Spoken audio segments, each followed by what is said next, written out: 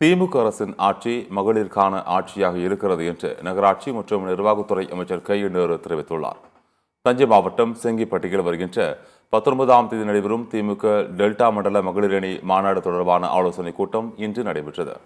இதில் அமைச்சர்கள் கையெழுநேரு, எம்.ஆர்.கே. பன்னீர்செல்வம், கோவிச்செழியன், மையநாதன் உள்ளிட்டோர் பங்கேற்றனர். இக்கூட்டத்திற்கு பின்னர் செய்தியாளர்களை சந்தித்த அமைச்சர் கையெழுநேரு மாநாடு ஏற்பாடு பணிகள் குறித்து பேசினார். திமுக ஆட்சி மகளிருக்கான ஆட்சியாக இருப்பதாகவும் இதை கூறிவரும் சட்டமன்ற தேர்தலில் வாக்கு கேட்போம் எனவும் கூறினார். பஸ் எல்லாம் நிறுத்துறதுக்காக ஒரு 100 ஏக்கர், மாநாடு நடத்துகிற இடத்துக்கு 100 ஏக்கர், 200 ஏக்கர் ரெடி பண்ணி அந்த வேலைகள் நடைபெற்றுக் கொண்டு இருக்கிறது.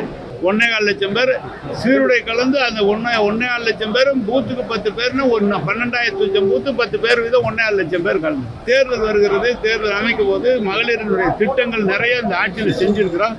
மகளிருக்கான ஒரு ஆட்சியாகவே இது இருக்குது. அதை சொல்லி ஓட்டு சேகரிக்கவும் இந்த கட்சியினுடைய வளர்ச்சி திட்டங்களுக்கு உதவும்.